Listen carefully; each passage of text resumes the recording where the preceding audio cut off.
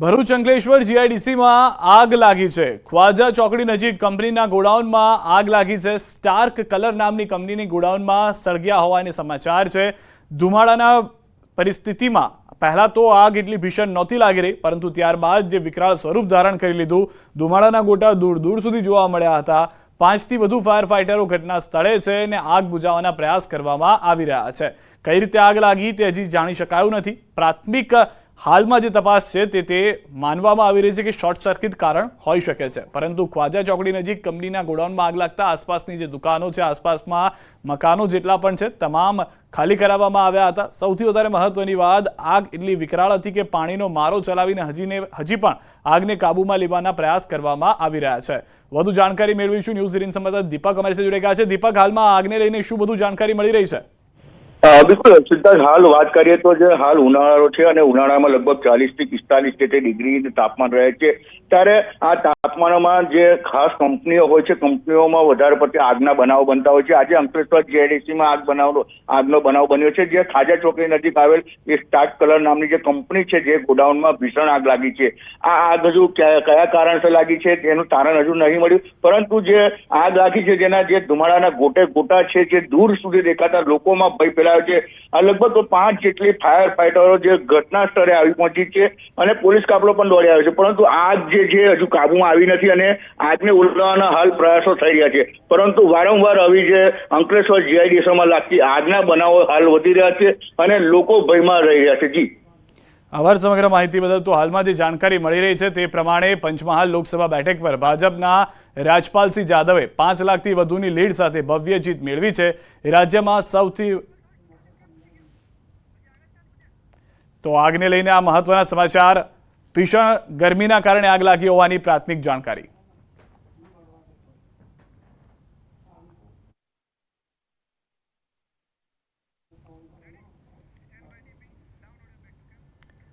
પંચમહાલ લોકસભા બેઠક પર ભાજપના રાજપાલસિંહ જાદવે 5 લાખની વધુની લીડ સાથે ભવ્ય જીત મેળવી છે। રાજ્યમાં સૌથી વધુ લીડ મેળવવામાં રાજપાલસિંહ જાદવ ચોથા ક્રમે છે। પોતાની આ ભવ્ય જીતનો શ્રેય તેમણે મતદારો અને કાર્યકર્તાઓને આપ્યો। ન્યૂઝ 18 સાથેની વાતચીતમાં રાજપાલસિંહે કહ્યું કે જનતાનું ઋણ તેઓ વિસ્તારમાં વિકાસ કાર્યો કરીને ચૂકવશે। પંચમહાલ લોકસભાના વિજેતા ઉમેદવાર આપની સાથે છે, તેઓ સાથે જ વાત કરવાનો પ્રયત્ન કરીશું। રાજપાલસિંહ જાદવ, આપનું ન્યૂઝ 18 ગુજરાતીમાં સ્વાગત છે। આપ 5 લાખ અને 9,000 જેટલા મતોની લીડથી જીત્યા છો, શું કહેશો? આ જે જીતોનો જશ તે કોણ આપશો? આજે પંચમહાલ અને મહીસાગર જિલ્લાના તમામ કાર્યકર્તાઓ દ્વારા જે દમદરકા તડકામાં પણ જે મતદાન કરાવ્યું છે, ત્યારે આજે 5 લાખ ઉપરની જે લીડ આપણને મળી છે, તમામ જશ હું તમામ કાર્યકર્તાઓ અને મતદારોને આપું છું કે જે સૌથી મોટું મતદાન કરાવી એ પણ ભાજપ તરફી, ત્યારે સૌ કાર્યકર્તાઓની જીત છે। એમનું ઋણ કેવી રીતે ચૂકવશો? કાર્યકર્તાઓનું ઋણ, આ જે મતદાન કર્યું છે સૌથી બહુ મોટું ઋણ છે। જે પ્રજાલક્ષી કામો છે, જે કામો કરીને એનું ઋણ ચૂકવીશ। શું માનો છો, આપની જે લીડ છે ગુજરાતમાં, જે પ્રમાણે મધ્ય ગુજરાતમાં મંત્રી તરીકે આપનું નામ પસંદ થઈ શકે, શું જોઈએ? આ ભારતીય જનતા પાર્ટી જે નિર્ણય હોય, હું એક સામાન્ય કાર્યકર્તા છું અને કાર્યકર્તા રહીશ। જે ભારતીય જનતા પાર્ટીનો અને મોવડી મંડળનો જે નિર્ણય હોય એ જ સાચો નિર્ણય। આપને દિલ્હીનું તેડું આવ્યું છે જવા માટે? આજે હમણાં જ ફોન આવ્યો છે, આવતીકાલે અમને બધાને દિલ્હી।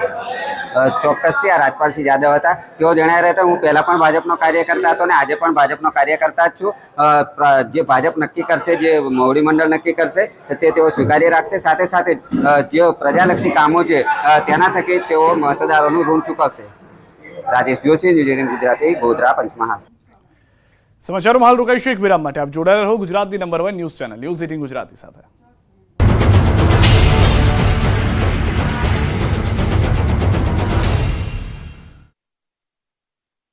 लूबी पम्प्स, फ्लो नहीं फोर्स।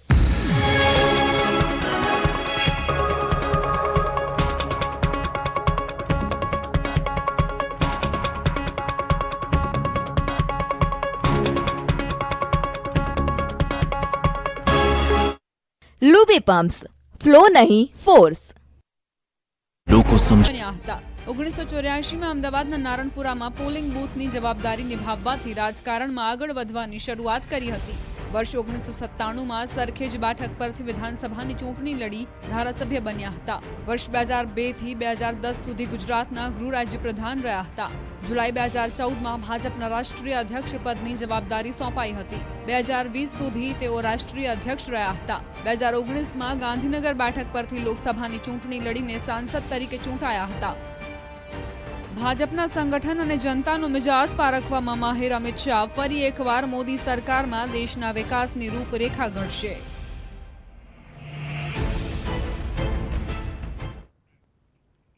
તો ભરૂચમાં ન ચાલ્યું આમ આદમી પાર્ટીનું ઝાડુ. આપને પછાડી ભાજપે કેસરીઓ લહેરાવ્યો. ચેતર વસાવાએ જાતે જ હાર સ્વીકારી લીધી.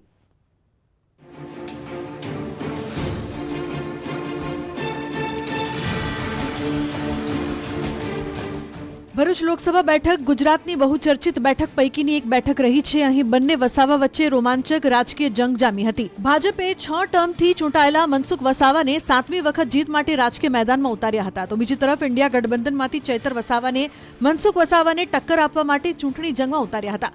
છેલ્લા 35 વર્ષથી ભાજપના હાથમાં રહેલી ભરૂચ લોકસભા બેઠક પર છેલ્લા 6 ટર્મથી ભાજપે મનસુખ વસાવા પર વિશ્વાસ મૂકી ચૂંટણી જંગમાં ઉતાર્યા હતા. ભરૂચ બેઠક પર ચૈતર વસાવા ઇન્ડિયા ગઠબંધનના સંયુક્ત ઉમેદવાર બનાવ્યા હતા. તો સામે 6 ટર્મથી જંગી લીડથી જીતતા મનસુખ વસાવા પર ભાજપે નો રિસ્ક સાથે રિપીટની થિયરી આપવાની હતી. આ બેઠક પરથી 6 ટર્મ મનસુખ વસાવા ચૂંટાયા છે.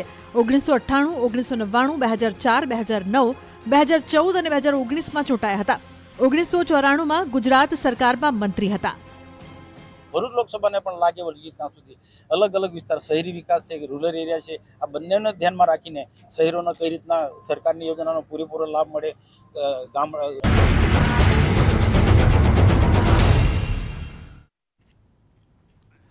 વિરામ બાદ આપનું સ્વાગત છે. અમદાવાદમાં મેડિકલમાં પ્રવેશ માટે લેવામાં આવતી નીટમાં અમદાવાદનો રિષભ શાહે ફર્સ્ટ રેન્ક મેળવ્યો છે. રિષભે નીટમાં 720માંથી 720 માર્ક મેળવ્યા છે. નીટ ક્લિયર કરી મેડિકલમાં જવાનું બહેનનું સપનું રિષભે પૂરું કર્યું છે. રિષભ પરીક્ષાને 2 મહિના અગાઉ રોજના 10 થી 12 કલાક વાંચન કરતો હતો. અભ્યાસ બાદ રિલેક્સ થવા બેડમિન્ટન રમતો અને સંગીત સાંભળતો હતો.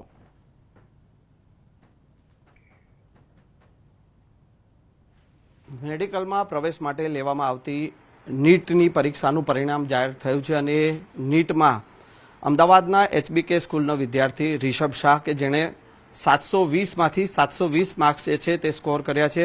રિષભ આપણી સાથે છે, તેની પાસેથી જાણીશું શું કહેશો જે રિઝલ્ટ આવ્યું છે નીટનું, કઈ રીતનું તૈયારી હતી અને કેટલા ખુશી છે? જો તૈયારીની તો એક વાત હું કહીશ કે પરિશ્રમનો બીજો કોઈ ઓપ્શન નથી. મહેનત તો ચોક્કસ કરવી જ પડે. જે પણ વિદ્યાર્થી સાંભળે છે એમના માટે કહીશ કે મહેનતનો બીજો કોઈ જ ઓપ્શન નથી. એક ખૂબ જ મહેનત કરી છે મેં, ત્યારે આ પરિણામ આવ્યું છે. અને બહાર નીકળ્યો ત્યારે મારે 700ની આજુબાજુની અપેક્ષા હતી, પણ 720 સ્કોર કરી જઈશ એ મને ખ્યાલ નહોતું. તો એ ખૂબ જ આનંદની વાત રહી છે મારા પરિવાર માટે. સારો ગાઈડન્સ રહ્યો છે મારા પર, તે મારા માટે